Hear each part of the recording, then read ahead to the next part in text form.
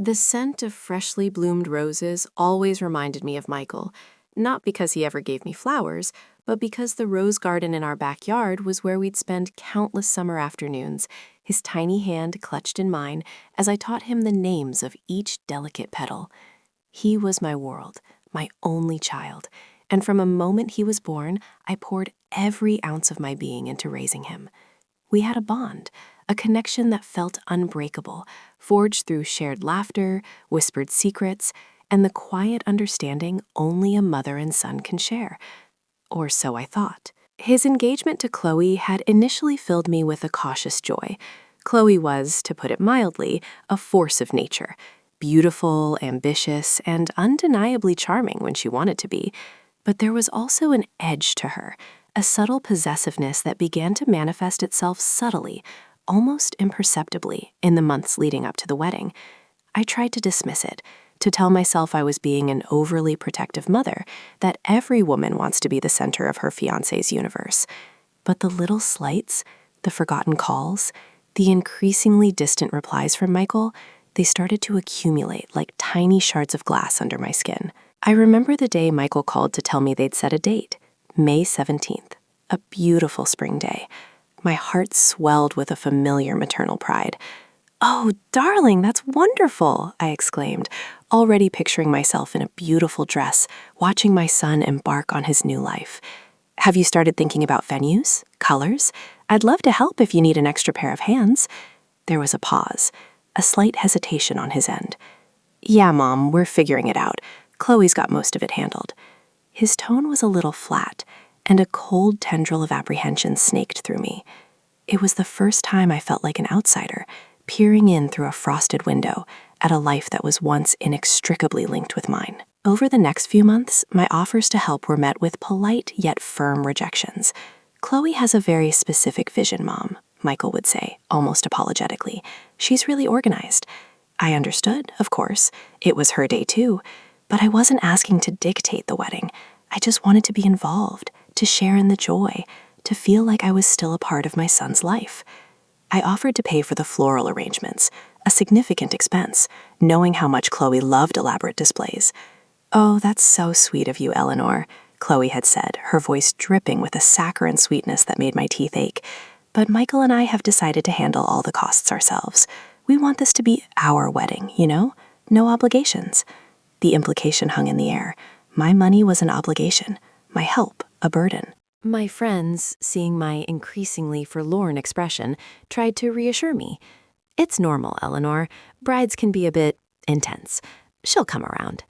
But I knew, deep down, this wasn't just about bridal intensity. This was about a deliberate, calculated distancing. Chloe had a way of subtly undermining me, of making me feel like an irrelevant relic of Michael's past. She'd interrupt me mid-sentence, correct me on trivial details, or give Michael a knowing look when I offered an opinion, as if to say, "Can you believe your mother?" Michael, once so attuned to my feelings, seemed increasingly oblivious, or perhaps unwilling to notice. Then came the wedding invitations. My best friend, Sarah, received hers first. She called me, bubbling with excitement. "Eleanor, it's gorgeous. Gold leaf, embossed lettering, very Chloe, darling." My heart fluttered with a mix of anticipation and anxiety. Mine hadn't arrived yet, but surely it would soon. Days turned into a week, then 2. Still nothing. I tried to tell myself the mail was slow, that international shipping, I lived a few states away, took longer, but a gnawing dread began to settle in my stomach. Finally, I couldn't bear it anymore. I called Michael. "Darling, just checking in. Did you send out the invitations? I haven't received mine yet." There was a beat of silence on the other end, a silence that stretched and tightened, pulling at my nerves. Then Michael's voice, hesitant, almost a whisper. "Mom, about that." My blood ran cold. I knew instinctively what he was going to say, but the human heart, ever hopeful, still clung to a sliver of denial. "What is it, Michael?" I asked, my voice barely steady. He cleared his throat. "Chloe and we decided to keep the wedding very intimate, just immediate family, really." My brow furrowed. "But I am immediate family, Michael. I'm your mother." Another pause. Then I heard Chloe's voice, sharp and clear in the background. though not directed at me. "Just tell her, Michael. Don't drag this out." Michael sighed, a sound of utter defeat. "Mom, your name isn't on the guest list." The words hit me like a physical blow. The phone almost slipped from my grasp. My son, my own flesh and blood, was telling me I wasn't invited to his wedding. Not a misunderstanding, not a lost invitation, but a deliberate exclusion. "What?"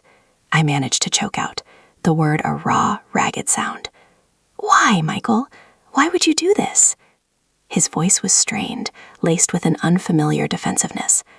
"It's just, Chloe felt that with all the stress of planning and with, some of the past disagreements, it would be better for everyone if you weren't there." Disagreements? What disagreements? The only disagreements had been in my head, the silent battles I fought against Chloe's subtle manipulations. He was parroting her words, her narrative.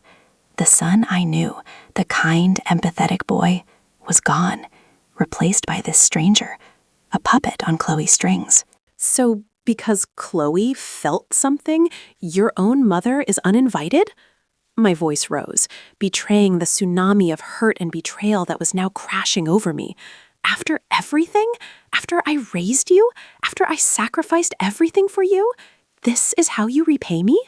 "Mom, please, don't make this difficult," he pleaded, a pathetic whimper. "It's our decision. We want a drama-free day." Drama-free. The irony was a bitter taste in my mouth. They were creating the biggest drama by excluding me.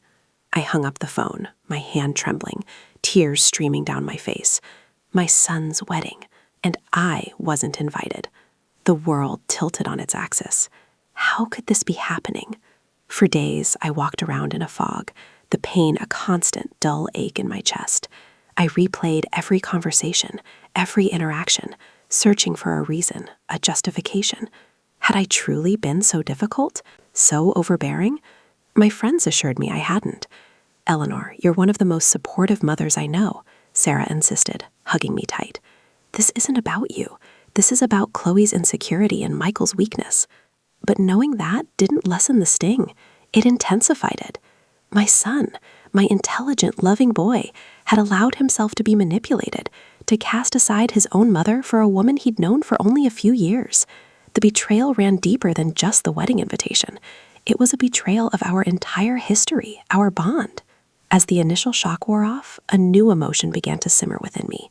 Anger, a cold, righteous fury. They wanted a drama-free day? They wanted to pretend I didn't exist? They wanted to erase me from Michael's most important day?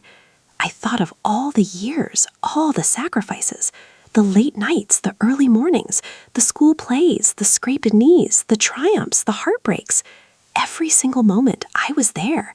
And now I was nothing. I started to plan. Not a scene, not a confrontation, but something far more subtle, far more impactful. Something that would make them understand the true cost of their callousness. I remembered the conversation about the wedding expenses.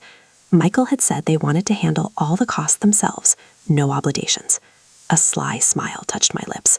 No obligations, indeed. I had always been a meticulous planner, a trait Michael had inherited from me. I began by listing everything I had done for Michael since his engagement. The emotional support, the countless hours I'd spent listening to his anxieties about starting a new life, the advice I'd offered, even if it was ignored. But more importantly, the financial contributions. While Michael and Chloe had grandly declared they were covering all costs, there were several instances where I had quietly stepped in. For example, the down payment on their new apartment. Michael had been short, and I'd offered a substantial loan, a loan I never intended to collect. It was a gift, really, to help him start his life with Chloe. There was also the new car Michael had bought a few months ago. He'd mentioned struggling with the payments, and I'd sent him a check, again framed as a loan, but essentially a gift.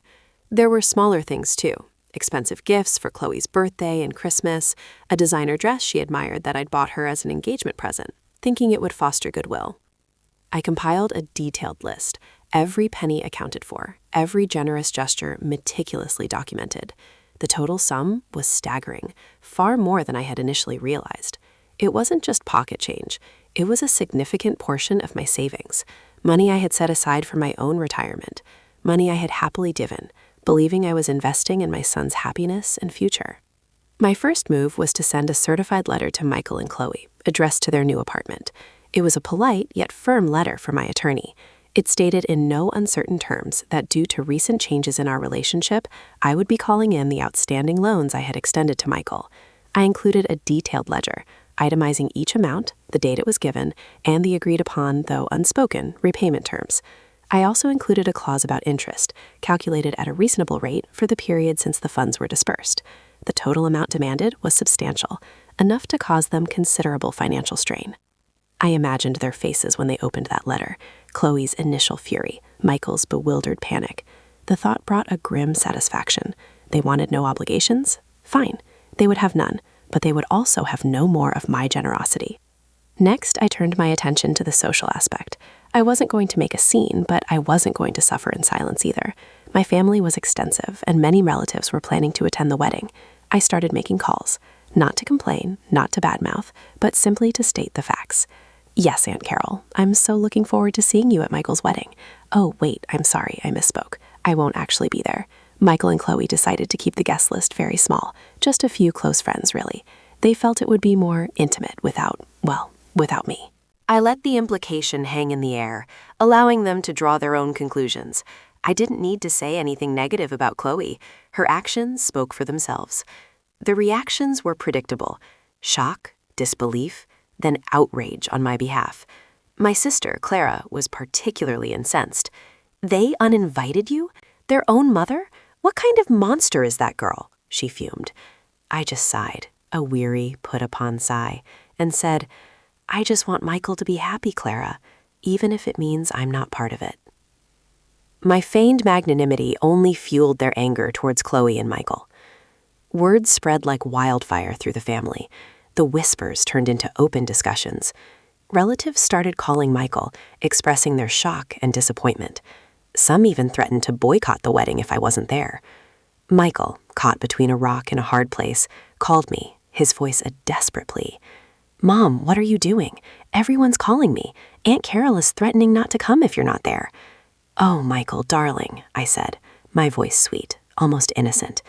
I'm just telling people the truth. You said you wanted a small, intimate wedding, and that I wasn't invited. Am I supposed to lie about it? Wouldn't that be rude?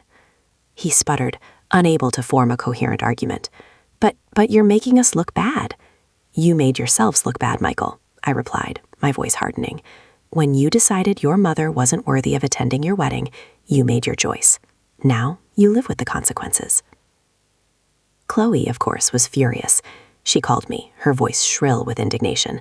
Eleanor, what is wrong with you? Why are you trying to ruin our wedding? And what's with this ridiculous letter from your lawyer? Ah, Chloe, I said, a smile playing on my lips. That's merely a formal request for repayment of the loans I extended to Michael. You said you wanted no obligations, remember? And as for ruining your wedding, darling, I'm doing no such thing. I'm simply living my life, as you so clearly indicated you wanted me to do, separate from yours. If people are reacting negatively, perhaps it's because they find your actions less than admirable. She hung up on me, no doubt fuming, but I felt a surge of power. They had tried to erase me, to diminish me, but I was not a woman to be trifled with. I had nurtured Michael, taught him strength, resilience, and now I was using those very qualities against the woman who had sought to destroy our bond. 2 days before the wedding, Michael called again. His voice was broken, defeated. Mom, Chloe called off the wedding. My heart gave a strange lurch. Part of me felt a pang of sadness for my son, for the dream that had shattered, but a larger part felt a grim satisfaction. This was the ultimate consequence of their actions. Oh, Michael, I'm so sorry to hear that, I said, trying to inject a note of genuine sympathy into my voice, though it felt like a lie. What happened? She said she couldn't deal with the drama, he choked out. She said the family was being impossible, and that I wasn't standing up to you, and that she couldn't marry someone who would let his mother ruin everything. I closed my eyes, picturing Chloe, her carefully constructed facade crumbling. She wanted a drama-free day, a perfect wedding. But she had alienated the very people who should have been celebrating with her. And Michael, poor Michael, caught in the crossfire of his own making.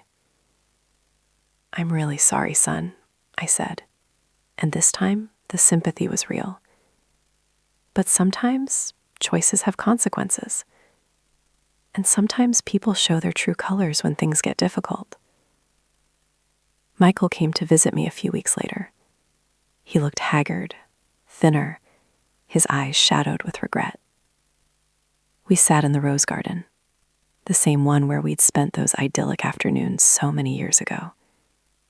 He spoke, haltingly, of Chloe's anger, of the financial strain the legal letter had caused, of the shame he felt when his own aunts and uncles expressed their disappointment.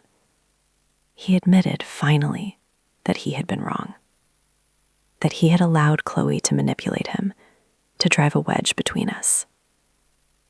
"I should have stood up for you, Mom," he whispered, his voice cracking. "I should have never let her do that." I looked at my son, truly looked at him, and saw the boy I had raised, finally emerging from the shadow of Chloe's influence. The pain was still there, the wound of his betrayal still tender. But there was also a glimmer of hope. "It's a painful lesson, Michael," I said, reaching out to take his hand, just as I had when he was a child. "But sometimes we have to learn the hard way who truly matters in our lives and who doesn't." We didn't talk about the money then. That was a separate issue, a legal matter now. But we talked about us, about the years lost, about the future. It was a long, arduous conversation, filled with tears and raw honesty. I didn't know if our relationship would ever fully heal, if the trust could ever be completely restored. But as I watched him walk away that evening, a solitary figure against the setting sun, I knew one thing. I had fought for my place in his life, and I had won. The wedding might have been called off, but the lesson, for both Michael and Chloe, was unforgettable. And my name, though absent from a guest list, was now etched indelibly into the narrative of their lives, a constant reminder of the mother they had tried to erase.